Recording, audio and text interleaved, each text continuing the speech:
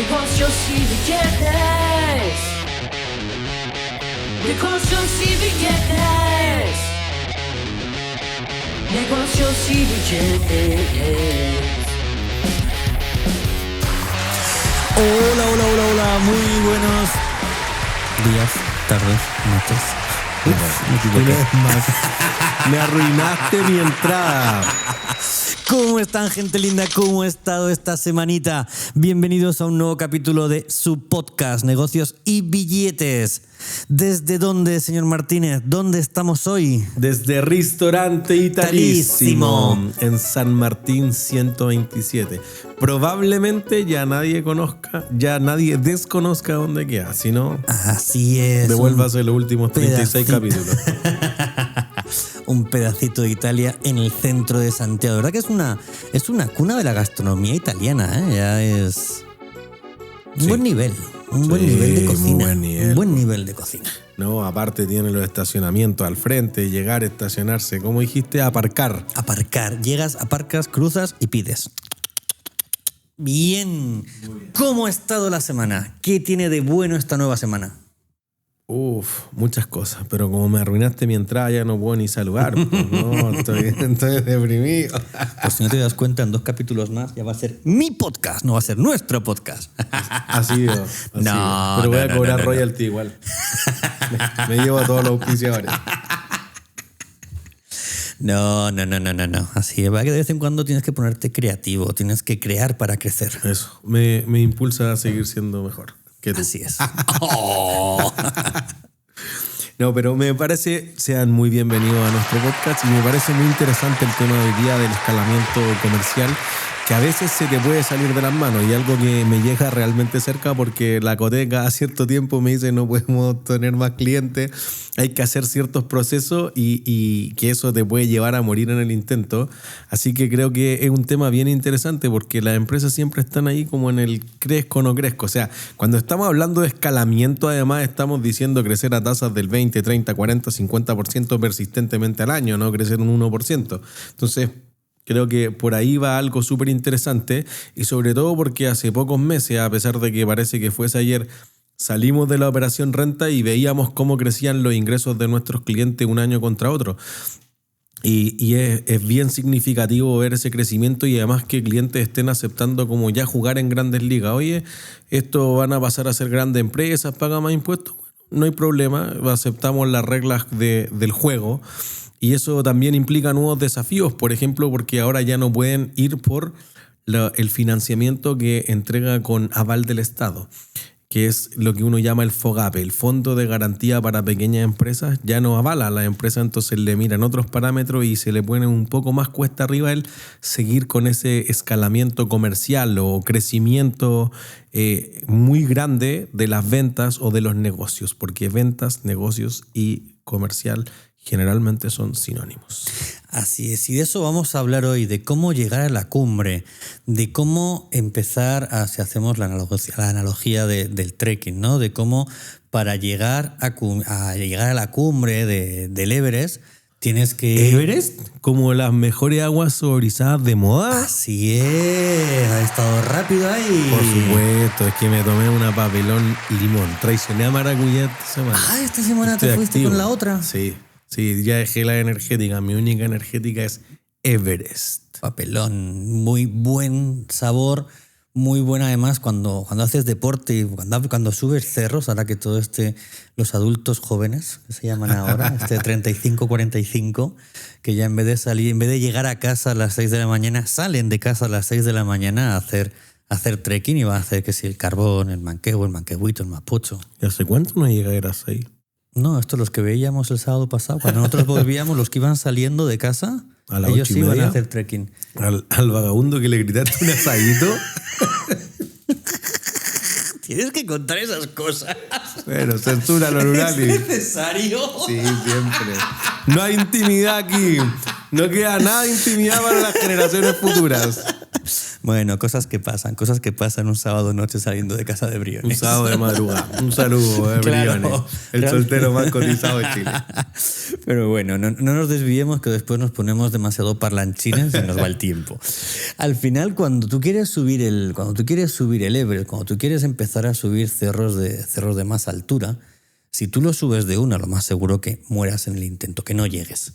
Entonces, al final, tú necesitas ir subiendo poco a poco, ¿no? Tú necesitas empezar marqueo, carbón, y necesitas ir preparando también el equipo. Necesitas tener los bastones, las botas, el equipamiento, la mochila, sí. ¿Vale? Necesitas ir preparándote para ir haciendo estos cerros de una manera relativamente orgánica y de una manera ordenada. Que al final podríamos hablar de la equipación que necesitas para subir cerros, del equipo que necesitas para hacer crecer tu empresa. O sea, al final hablamos de equipo humano, hablamos de personal, hablamos de trabajadores, hablamos de equipos de trabajo como tal, de máquinas, de todo esto tiene que ir adaptándose al crecimiento de la compañía. O sea, si tú tienes un pequeño taller, vas a tener una producción limitada. Si tú quieres crecer, tienes que salir de ese taller, tienes que ir a otras zonas o bien externalizar los procesos hasta que te asientes. Va a depender de cuál es tu estrategia de crecimiento y esto tienes que escribirlo. Totalmente, porque hay cosas que se repiten harto en lo que nos toca ver con los clientes, pero incluso más que los clientes, a pesar de que uno lo explique en los primeros cursos de finanzas, hay cosas que son bien complicadas. Cuando tú vas a crecer hay que planificar sí o sí, porque como dice el título de este podcast, todo se puede salir de control bien rápido. Y uno de nuestros como clientes... nuestros podcasts. Cierto. Y como nuestros almuerzos de los viernes. No, mi amor, es broma, estábamos haciendo negocio. Puro trabajo, puro trabajo. Pero puede ser, o sea, y uno de nuestros clientes fundadores, no voy a dar nombres, pero también el crecimiento se le puede ir de control muy rápido por cosas que a veces son bien simples. En los primeros cursos de finanzas, uno explica lo que es planificación financiera. Y esto es prácticamente la proyección de los estados financieros con un método súper simple. No es una cosa, hay cosas más sofisticadas, pero uno parte con el método del porcentaje de ventas, que es algo bien simple. Suponga qué cosas de su estado de resultado o de su balance o de su estado de situación financiera van a crecer con las ventas. Y los costos variables, una cosa obvia, si tú vendes más, vas a tener más costos de ventas, vas a pagar más comisiones por venta, más plataformas de pago, etcétera, pero no es tan evidente para ciertas clases de activos. O sea, si tú vas a vender más, ¿necesitas otra fábrica? Depende. ¿De qué? De tu negocio. Cambio tu respuesta. Depende de tu cliente, depende de muchas cosas. Al No, final, depende de la capacidad. subcontratar. Esa respuesta no te está reprobado en mi curso de finanzas. Bueno, algún día sacaré el título. Pero depende de la capacidad ociosa. Como hay cosas que evidentemente aumentan. A pesar de toda la eficiencia del mundo, si tú vendes el doble, necesitas más inventario. Probablemente necesites más efectivo, caja, lo que sea que llamemos, para dar vueltos, para gestionar las nóminas, etcétera, como los pagos no contemplados. Y evidentemente, si tú quieres vender más, tú tienes que escoger. Por ejemplo, tú, si pudieras vender, primero le vendes a la gente que paga al contado o a la gente que paga a crédito. El que paga contado, necesito caja. Cierto. Porque si te pagan a crédito, ¿qué soporto? Puta, que le estoy financiando a él. Cierto, pero ¿qué problema tiene eso? Que no me pague. Ya, riesgo de crédito. Riesgo de Eso crédito. es, de incobrabilidad. Entonces, como soporto un riesgo, el retorno debería ser más alto. Yo no le exijo la misma rentabilidad a las ventas al contado que las ventas a crédito. Y por eso el retail chileno, sobre todo, pasó a ser el retail financiero y crearon el CERNAC financiero, porque en el fondo el negocio es vender a plazo, no es vender al contado. Por otra serie de cosas, además de los intereses implícitos que están ahí, que son carísimos, sino por fidelización del cliente, etcétera. Entonces, el negocio que puede crecer a crédito necesita financiar esas cuentas por cobrar, sea con las utilidades que retengo o no. Y por eso que hay dos indicadores como bien básicos que con el tiempo, cuando uno escala como son tan básicos, dice voy a aplicar medidas mucho más sofisticadas que se olvidan, que es la tasa de crecimiento interna y la tasa de crecimiento sostenible. La tasa de crecimiento interno es lo máximo que podrían crecer las ventas de la empresa si es que tú te financias orgánicamente, es decir, con los flujos de efectivo generados por la empresa u operativamente o con las utilidades retenidas, para simplificarlo más aún. Y la tasa de crecimiento sostenible es si tú colocas X y tu estructura de capital, digamos, es 50% pasivo, 50% patrimonio, entonces el pasivo también va a aportar el mismo, entonces sería el doble que la tasa de crecimiento interna, pero es la tasa de crecimiento que tú podrías sostener en el tiempo manteniendo una estructura de capital o un ratio de apalancamiento constante a través del tiempo. Entonces, las empresas que crecen por encima de la tasa interna de crecimiento, entonces tienen que salir a buscar plata. Con préstamos, con leasing, con cualquier otra forma más sofisticada para empresas más grandes, con bonos, etc. Pero cuando las empresas crecen muy por fuera de su tasa de crecimiento, que eso es en la plata que necesito para financiar lo que correctamente se debería llamar las necesidades operativas de fondo. Y algo que hacen muy bien en España, ya lo llaman las NOF, no el capital de trabajo que una ordinaria es muy manoseada en Chile. Las NOF, el concepto correcto, es lo que necesita la empresa para crecer. Si yo vendo el doble, entonces necesito el doble de NOF, a menos que tenga alguna eficiencia. Pero si la eficiencia es la misma, el doble. Y entonces ahí es donde la empresa dice, ya, pues ¿cómo voy a financiar el inventario? ¿Cómo voy a financiar los gastos pagados por anticipado, arriendo, de garantías para locales, etcétera? Y que eventualmente eso pueda generar que el requerimiento de capital sea eventualmente financiado con un préstamo mal llamado para capital de trabajo. Simplifica tus finanzas corporativas con Sur Consulting, los especialistas en asesoría financiera. www.surconsulting.cl. Claro, pero todo esto al final o sea, para poder hacerlo de una manera ordenada y poder adelantarte a que te vaya pasando, necesitas tener un buen desarrollo de plan de negocio. Tú hablabas de la planificación financiera, pero también necesitas una buena planificación estratégica de ver hacia dónde vas a ir y cómo lo vas a hacer, qué equipo vas a necesitar. Y en qué fase del proyecto, que esto lo hablamos también en algún otro capítulo, ¿no? En qué fase del proyecto vas a ir incorporando o vas a ir creciendo la estructura. Porque si no, te puede pasar que mueres antes de que llegue el momento del éxito. Totalmente, te ahogáis en venta. Uh-huh. De hecho, una frase que nosotros utilizamos mucho en nuestras reuniones con el resto de empresarios es cuando recordamos a Grant Jordan, ¿no? Que decía que el talento gana juegos, pero el trabajo en equipo e inteligencia gana campeonatos. O sea, al final, esta frase nosotros terminamos muchas sesiones con esta frase porque es cierto. O sea, el trabajo en equipo es el que realmente te posiciona. Tú solo vas a llegar más rápido, pero no vas a llegar más lejos. Sí o sí. Tienes que apuntalarte o tienes que acompañarte del resto, ¿no? Y lo vemos diariamente. O sea, al día en Chile se registran del orden de 300 pymes. ¿Cuántas fracasan? El 90%. El 90% fracasan. Porque no tienen un buen plan, porque no tienen un buen pensamiento, porque no tienen un buen proyecto. O sea, y eso se ve en startups además. Incluso como que los estudiantes, como cada vez que uno presenta, sobre todo en los primeros cursos más básicos, como un estado de resultados con pérdida, dice, profe, debe estar malo porque la empresa pierde plata. Bienvenido a la realidad. Sí. Hay más empresas que quiebran que las empresas que se abren a bolsa. Entonces, por eso existe el Valle de la Muerte para los startups que mueren en esos 7. Yo creo que esa estadística podrían actualizarle un poco los startuperos. Ya es más de 5, más de 4 años, pero hay una cantidad significativa de años en las que mueren todos porque se le agota el capital, porque se tienen fuga de talento, o sea, cosas como que son, mi área es la financiera, pero obviamente en el plan estratégico que tú dices, tiene que estar en el plan de negocio ciertos hitos que son muy importantes, o sea, cómo voy a retener el talento, lo que hablábamos en capítulos anteriores. En el fondo, cómo hago que, si no tengo plata, cómo incentivo a los talentos que me voy a robar, clásico de los startups del otro lado.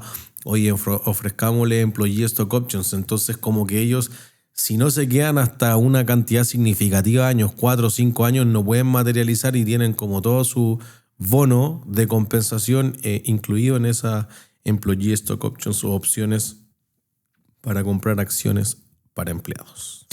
Así es, y al final vuelvo al mundo de los cerros, no por majadero. Pero no sé si parte de nuestros oyentes, yo sé que hacen trekking, que suben cerros, ¿Y cuántas veces hemos visto, yo en algún momento también subí a cerros, lo dejé, ¿vale? Pero cuánta gente hemos visto el fin de semana subiendo cerros con jeans, con zapatillas, incluso con camisa? O sea, que es como loco, o sea, te vas a caer, te puedes sacar la mierda y no falta el que, ¡ey, puta! Te encuentras con la pierna escayolada, con el tobillo. Claro. Oye, hay algunos que suben de traje y corbata incluso. Algunos hacen cerro. ¿Cómo se llamaría eso en las finanzas? ¿Hay algún nombre como para llegar así como a la cumbre en cohete? ¿Habría algún boom? Buena pregunta. Tic-tac, tic-tac, tic-tac, tic-tac. Voy a quedarme pensando hasta el final de este capítulo. Vamos y el a- próximo. Pasa, pero no es lo habitual. O sea, sí, pasa incluso gente disfrazada, ¿vale? Sube a los cerros con pelucas, Ok, pero no es lo habitual. Claro, o sea, como las maratones del viejito Pascuero y cosas sí, así. como ¿cómo se llama la esa? No me acuerdo cómo se llama el nombre, mierda. Ya. Pero pasa, o sea, pero no es lo habitual, ¿no? O sea, tú no vas a hacer una maratón vestido de viejito pascuero con barba, gorro, no, o sea, no vas cómodo, por lo que no vas a poder llegar de la mejor manera posible. Te estás arriesgando a lesiones, estás bajando tiempos, estás trabajando de más. Totalmente. Estás generando un desgaste energético, que eso en las empresas viene traducido a un desgaste de caja. Y cuando tú empiezas a fulminar caja demasiado rápido, estás más cerca de la quiebra que del éxito.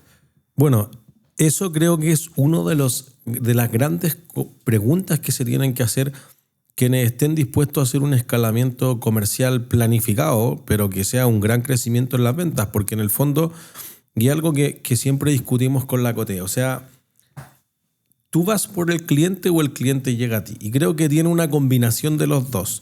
Pero cuando el cliente llega a ti, o lo aceptas o lo pierdes para siempre, porque en nuestro caso, al menos en Sur Consulting, tiene una emergencia. Y me imagino que es más o menos lo mismo en J-Mentoring. En el fondo, no, espérame 6 meses porque no puedo administrar cliente. Buenas noches, no nos vemos nunca más. Entonces, ¿A ti te ha pasado el cliente que te dice, sí, pero déjame ordenarme y dentro de unos meses, si llevas 2 años y no te has ordenado, ¿qué te hace pensar que te vas a ordenar en 3 meses? No, claro, a eso le doy facilidad de pago, muy piñufles. Pero no quiero hablar de cliente en común, pero lo planteaban al principio, menos mal le dijimos que era un idiote. Pero eventualmente lo que uno considera significativamente es que podría... ¿Qué hago primero? Como en esa inversión no solamente de plata, quiero decir de tiempo, porque capacitar a los colaboradores, el cómo funciona la empresa, hacia dónde, impregnar la cultura, que no es algo fácil, que requiere muchos recursos técnicos, de tiempo, de, no sé, preparar presentaciones, exposición de que algunos colaboradores estén con el cliente y el cliente no le pueda gustar también, y que uno pueda fracasar si al final es como iniciar cualquier nueva relación, no solo amorosa, sino de amistad, profesional, etcétera, puede fracasar.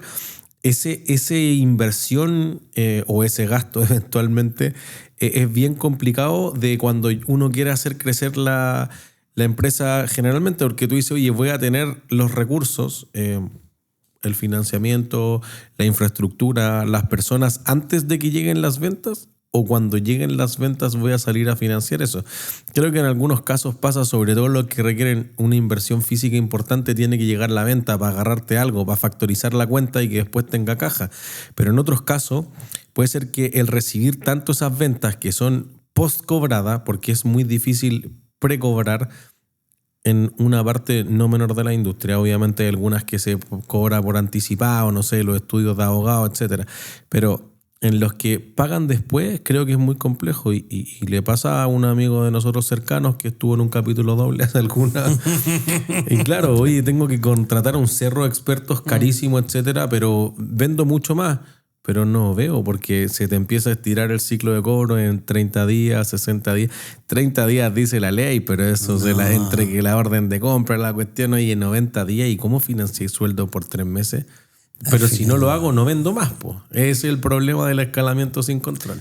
Es que al final hay un problema en mucho emprendedor o en mucho empresario que al final quiere hacer negocio con la plata del cliente y no entiende que al final para ser empresario necesitas una espalda económica, ¿vale? Porque tienes que crecer con tu dinero. No puedes esperar a crecer con el dinero del cliente.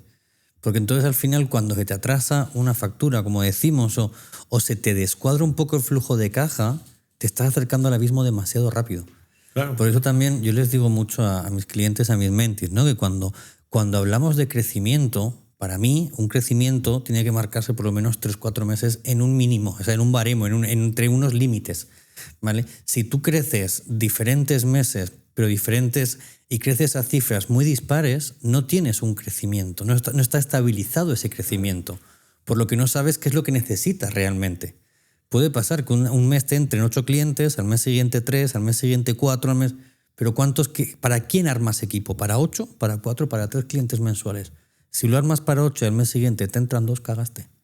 Y si tienes 2 y al mes siguiente te entran 8, ok, de esos 8 tendrás que tomar 3, no los 8. Pero no puedes, o sea, al final es la muerte por éxito, ¿no? Que también hablábamos en algún capítulo y tenemos algún conocido que ha estado muy cerca de tener esta muerte por éxito. Más de uno. Porque al final pasa eso, ¿no? Cuando te empieza a ir bien o cuando empiezas a tener demasiados clientes, cuesta decir no, ¿vale? Y hace unos tiempos también ponía un artículo en LinkedIn que gustó bastante porque era el no, ¿no? Lo bonito de la palabra no, sobre todo en los negocios. Porque te estás asegurando, estás evitando el acercarte al abismo. Claro, pasa lo mismo en subasta. Me encantan. En subasta o en licitaciones. Si tú ganaste una licitación, ¿debería alegrarte o no? Sinceramente, no. No. Eso se llama la maldición del ganador, porque evidentemente fuiste el que ofreció el precio más alto, por ende podría ser un pésimo negocio. Y te queda como ese sabor como, ¿la habré embarrado o no? Bueno, pasa mucho eso de muerte por éxito, como, oye, debía haber descremado a estos clientes, etcétera. Y por eso decíamos al principio, oye, ¿qué cliente acepto? Como no hay que ser un súper evaluador de proyectos en la vida para decir, oye, ¿qué proyecto voy a hacer primero? El más rentable, obvio. Pero por eso al seguir creciendo tú vas a ir con los clientes que ya no son el filete. Van a ser el guachalomo, el choclillo, no sé, lo que venga después. Y eventualmente eso obviamente va a ser más costoso porque tiene más riesgo de incobrabilidad, etcétera. Y como tú decías, oye, para sostener eso una empresa, ¿ya? Porque de repente dicen, oye, es que una pyme, no sé, lo que nos han comentado otros oyentes, que no están hablando de empresas abiertas en bolsa, no, pero una pyme también necesita un capital, será en $500, $1,000, $5,000, pero tiene que tener algo, y por eso que el concepto de capital de trabajo es como bizarro en Chile, pero me gusta más el concepto español del capital de trabajo. ¿Cómo le dicen al capital de trabajo en España? Ya después de tantos años, para mí es capital de trabajo. Sí. Fondo de maniobra. Hostia, no lo había escuchado nunca, tío. No, entonces tú no eres español. El español falso lo pillamos aquí. Checklist, ¿cómo se llama? Fact check. Venga al tiro. Te cachamos que eres peruano. No diga P. Pero ¿cómo le llaman en España? Fondo de maniobra. Y tiene mucho más sentido porque los fondos lo tienes para maniobrar, como para darle flexibilidad a la empresa. O sea, si bajan las ventas un mes, lo tengo ahí para pagar sueldo. Y cuando después ya pueda cobrar esas ventas o se recuperen las ventas, entonces yo voy gestionando. Como capital de trabajo no es tan obvio porque la gente dice, oye, esto es la plata que tengo invertida en capital, porque el concepto de capital, lo dijimos en el capítulo 1, es muy abstracto.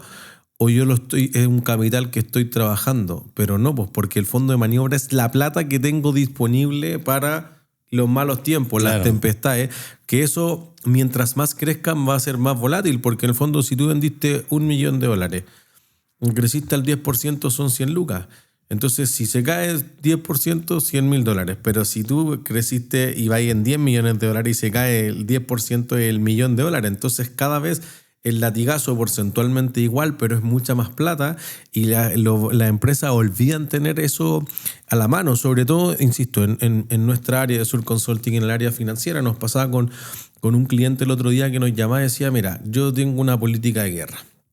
Y Claudio me decía, yo siempre quiero tener en caja, no en caja, más bien en inversiones financieras, en fondos mutuos y ese tipo de cosas, lo suficiente para pagar todos los finiquitos. En verdad es una empresa de TI muy grande, o sea, no muy grande, es muy pequeña en colaboradores, pero que cobra tickets muy grandes. Dijo, ¿me voy a simular todos los finiquitos?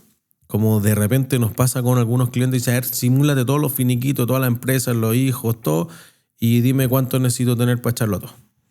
Bueno, imagínate la plata que tenéis que tener ahí inmovilizada, porque en verdad yo decía, oye, pero tú eres socio, no, el socio no debería recibir un finiquito porque es como un dividendo mal habido, pero los otros dos tenían un finiquito por el tope de Chile, entonces imagínate, eran casi 40 millones de pesos con vacaciones acumuladas y todo, ahí como hoy 80 millones inmovilizados. Bueno, si quieres seguir creciendo, eso es parte de el problema financiero que plantea el crecimiento descontrolado. Por eso que parte del título es ¿Cómo no morir en el intento? Yo la verdad que nosotros siempre en las empresas que he gestionado, siempre hemos procurado tener en caja mínimo 3 meses operativos. Ese ha sido siempre el mínimo, han sido siempre 3 meses operativos. En el momento que empezabas a fluctuar, ahí ya te empezabas a poner nervioso. ¿Pero qué así si no tenís?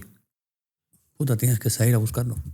O dejar de crecer. O dejar de crecer, o tienes que salir a buscar capital de trabajo, como alguna vez nos tocó, o pedir algún crédito para seguro más que otra cosa, pero tenerlo como seguro por sí.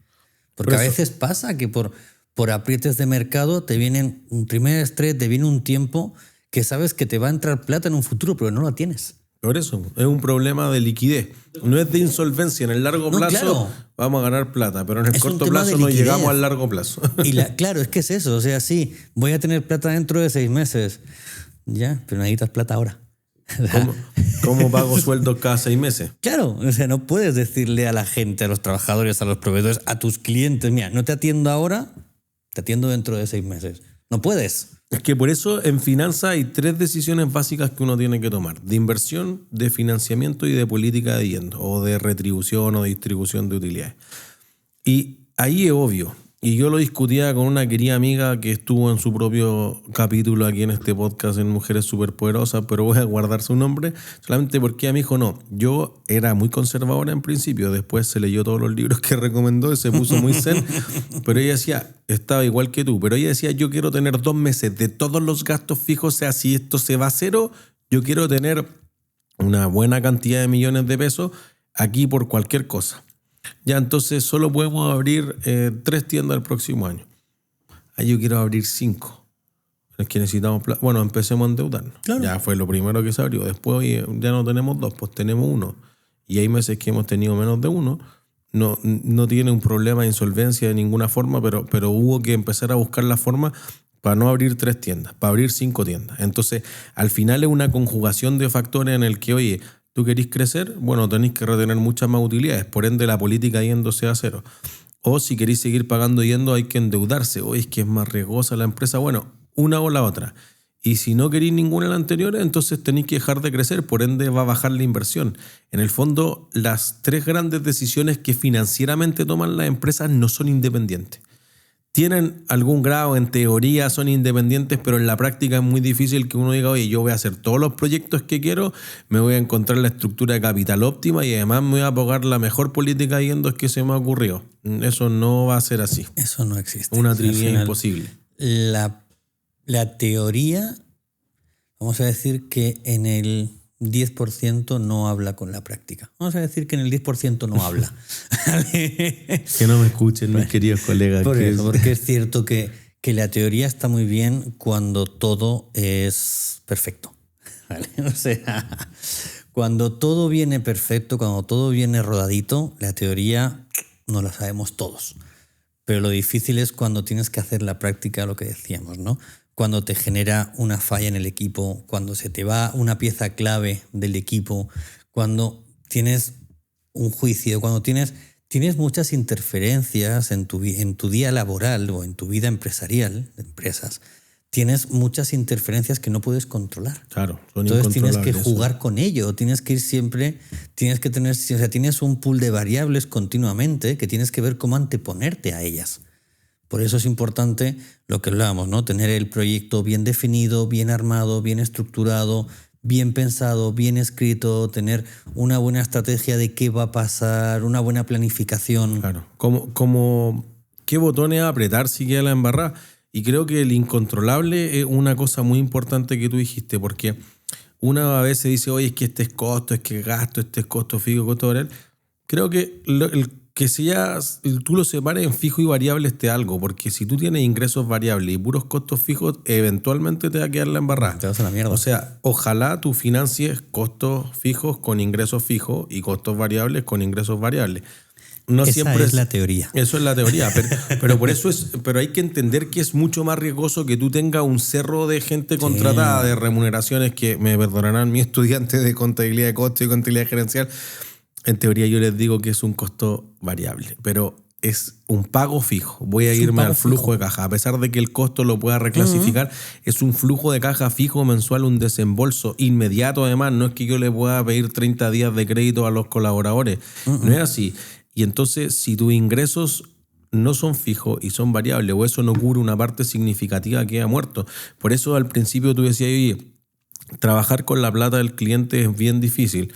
Bueno, el rubro al que tú tienes más cercanía a la construcción trata de hacer algo y es uno de los factores claves del éxito en un edificio. O sea, si tú no vendiste en blanco o en verde una cantidad importante, no tengo la cifra actualizada, pero en algunos tiempos era como si el 35 o 40% del proyecto no está prevendido en blanco o en verde, entonces el proyecto va a ser un fracaso.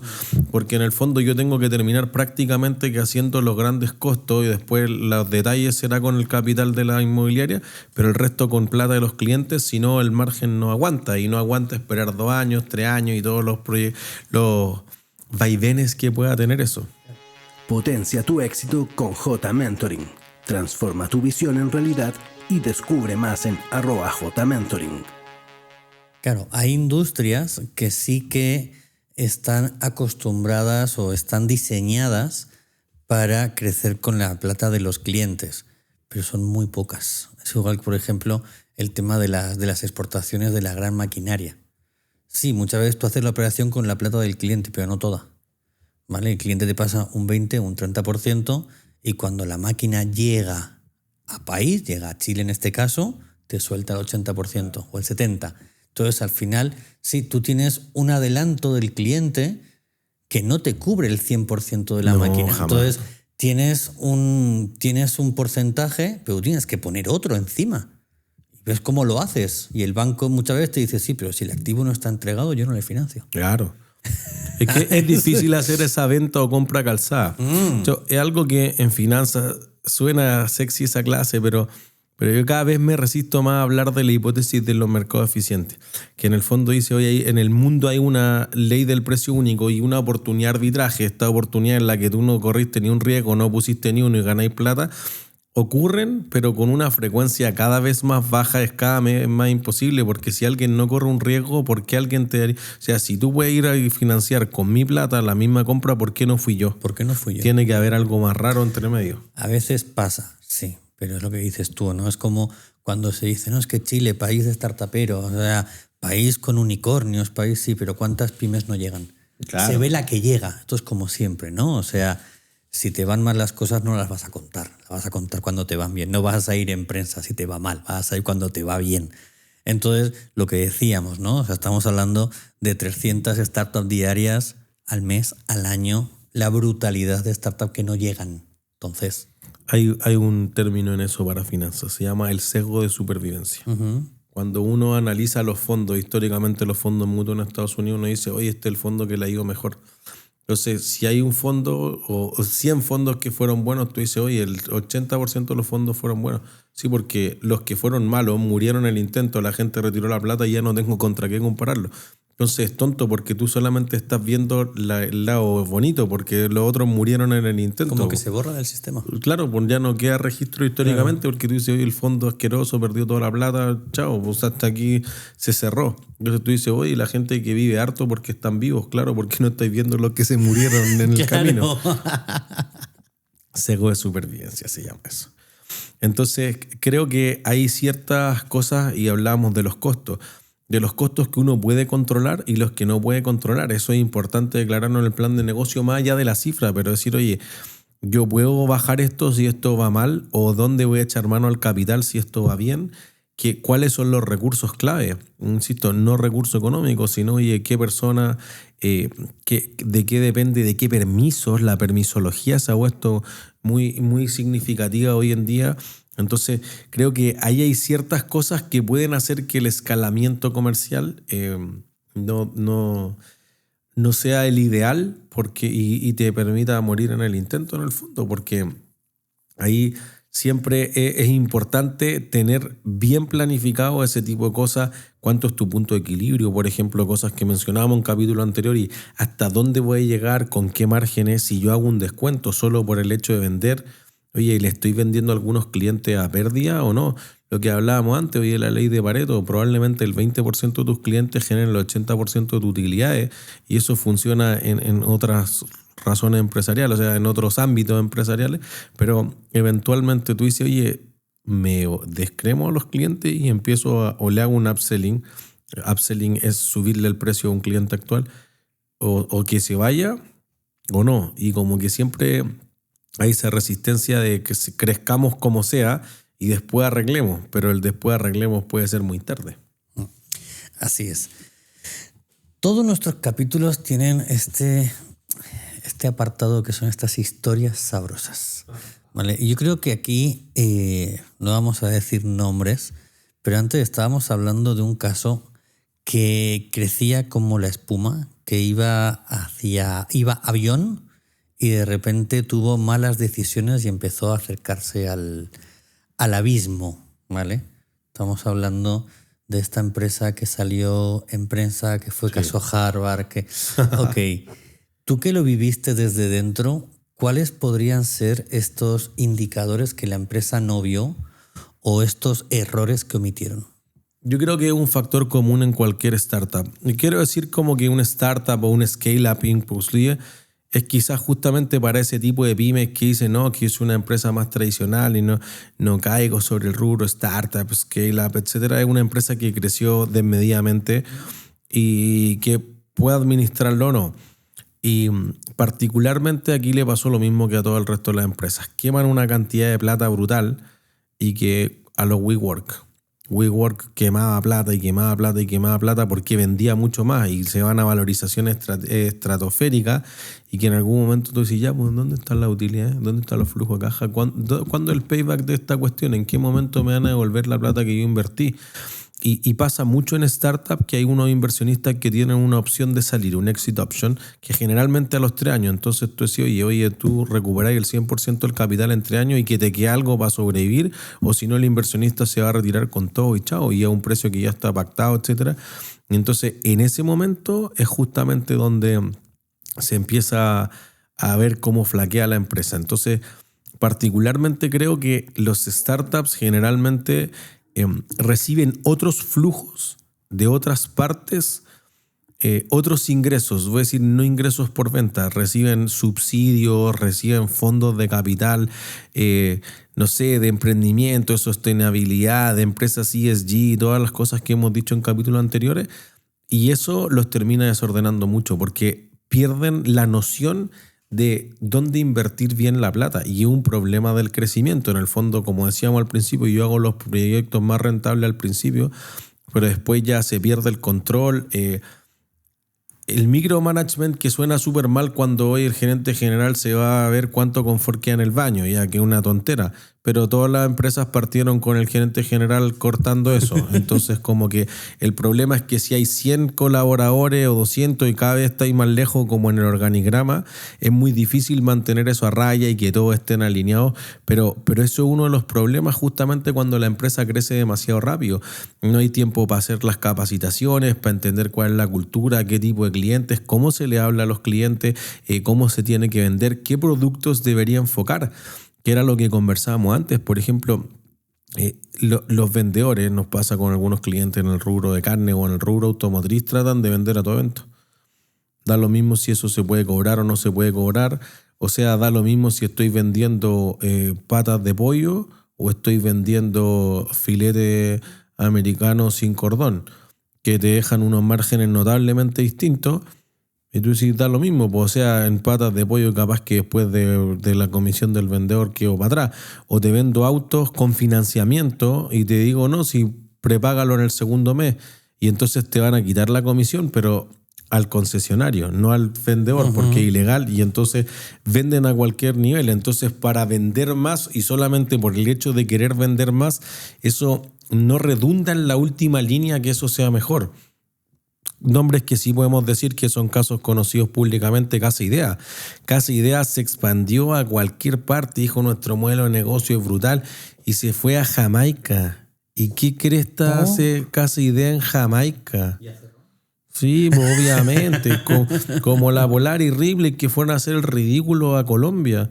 Entonces uno dice, ¿pero qué hicieron? Un aumento de capital por 120.000 millones en la Polar el 2012, 11, 12, por ahí. Y se lo fumó en un año y lo quemó todo. Y imagínate que Ripley Chile y Perú, que era una operación notablemente más grande que Ripley y Colombia, ganaban 45.000 millones de pesos. El 2016 fue esto, entre los dos. Pero Colombia perdía 90.000 millones, o sea, la parte chica del negocio gangrenada todo el resto. Entonces tú dices, oye, esto es un crecimiento descontroladísimo. No es que solamente le pase a las pymes, un problema de las empresas grandes también. Hoy expandámonos a todos los rubros, no sé, las empresas mineras. Oye, yo lo explicaba en la clase de recursos naturales hace un par de semanas. ¿Tú a qué te dedicas? ¿No al cobre o al cobre, al oro, al molibdeno, al zinc, a la plata, al oro? No, pues al oro, profe. Pues acá hay un gramo por cada 800 toneladas. Al cobre. Bueno, le doy costo, ¿no? Como es una decisión del negocio, como voy a dedicarme a encontrar oro, o no sé, pues si tú talas madera, seguro que te da serrín, pero tu negocio es la serrín, o tu negocio es la celulosa, la madera, lo que provenga el árbol. Como esa definición clave, más allá de los números financieros que podamos ponerle, creo que es lo que termina matando transversalmente a los clientes que han crecido descontroladamente, con factores que puedan controlar, porque ahora si el tipo de cambio te jugó una mala pasada, los clientes muy queridos, semifundadores de nosotros, que oye, tomaron una línea de comercio exterior, que ya lo explicamos lo que era una COMEX hace un capítulo doble, y lo tomaron a 800 pesos el dólar. Y por razones del destino, el tipo de cambio, el dólar peso se fue a 1.050. Entonces terminaron pagando una tasa que era 7% en dólares, 36% en pesos. Nadie lo vio venir. No tiene cómo cubrirse con un forward y con cuestiones sofisticadas. Chao. Bueno, por eso son factores externos, pero hay factores que la empresa sí puede controlar, que es donde debería como poner sus balas, por decirlo de alguna forma. Así, o sea, yo creo que al final lo que pasa con muchas empresas que van con un crecimiento como avión y de repente se empiezan a acercar al abismo es la desconexión de la realidad, la desconexión de lo que pasa, ¿no? Y muchas veces pasa que el dueño, el fundador, se dedican les empieza a ir bien y se dedican a irse a jugar al golf, se dedican a irse a viajar 6 meses al año, a ver la aurora boreal, y cuando vuelven se dan cuenta que la empresa está patas arriba y ya no tienes tiempo de revertirla, porque ya lamentablemente te has acercado demasiado al abismo. Entonces cualquier cambio que hagas empieza a moverse todo el piso, empiezan a moverse las piedras y sabes que en cualquier momento vas a caer. Y eso al final es un error de muchas empresas que tienen un crecimiento no sostenido, que tienen un crecimiento demasiado exponencial. Claro, sobre todo empresas familiares. Pasa mucho y se viene un capítulo potente ahí. No hagamos spoiler. Desde dentro de las empresas familiares. Con una mujer superpoderosa. Nada más, eso es todo lo que vamos a decir. No vamos a decir más. Pero bueno, yo no sé, Nico, si tú has escuchado un escritor que es Horowitz, no sé si se escribe así o no, que es un gran aficionado al rap. Y él tiene un libro que se llama Lo difícil de las cosas difíciles. Ilumíname, por favor. No sé si lo has escuchado. Al final, este tipo lo que hace es contar historias empresariales con letras de canciones de rap, con sus letras favoritas, ¿vale? Y la verdad que lo cuenta sin rodeos, tal y como es, ¿vale? Y es un libro bien entretenido, ¿vale? Que te digo, se llama así, Lo difícil de las cosas difíciles, construir un negocio cuando no existen respuestas fáciles, ¿vale? Es un libro que hay para tu cumpleaños, te lo voy a regalar. Me parece. Acepto la oferta. Aceptamos ahí, ya tenemos regalo de cumpleaños para este año. Pero bueno, y hablando de regalos, ¿qué vamos a regalarle al paladar el día de hoy? Yo voy por lo de siempre. Arancini. No, pero tabla mar y tierra, muy buena esa. Más proteína, por si acaso. No, pero si hoy pagan los chicos. ¡Ey! Hoy pagan los chicos que están aquí calladitos. Bien. ¿Qué quieren? Elijan, lo más caro. Pidan lo que quieran, pagan ustedes. Langosta, No, si por van a- favor, van a con pedir caviar. cordillerano los muy huevones. Ya, nada de cordillerano. Everest. ¿Limón o maracuyá? Limón. Maracuyá, ya estamos. Es de los míos, maracuyá. Maracuyá. A pesar que me cambié el limón, hubo Limón. unas tradiciones. 2 limón, 2 maracuyá para ir empezando. Y seguimos con, chicos, arancini, pizzas, napolitanas. ¿Sí? Esa, muy buena. Pizzas de... Que Everest viene muy bien con pizza. Con Así es, pizza margarita. Oh, buena mezcla. Muy bueno. Buena mezcla. Lo que tengo que probar es el Everest limón con pizza hawaiana. Con pisco. Oh, no, con pisco no, el paperrón. Tenemos que Lulani, probar el mira, paperrón. Ahí nuestra audiencia venezolana va a saber de qué estamos hablando. Ahí el paperrón está ahí en la carta. Pero bueno, una semana más, hasta aquí llega nuestro capítulo. Muy bueno. Síganos en las redes sociales en @fidelitry, @jmentoring o jmentoring. @surconsulting. Así es. Y no se olviden de suscribirse porque ahora sí que sí estamos trabajando en el material especial, único, VIP. Sí, se vienen cositas buenas. Uno de los proyectos que estamos ahí metiéndole muchas horas. Ahí la página, la comunidad, el newsletter, se viene ahí. Se viene con todo. Me parece. Así que cualquier cosa lo esperamos en otro capítulo de Negocios y Billetes. Chau, chau, chau. chau. Ya no estoy tan sopeado, güey. Estos me gustan. Pensé que son otros los que sopean, güey. Yo creo que igual se nota la temperatura. Ah.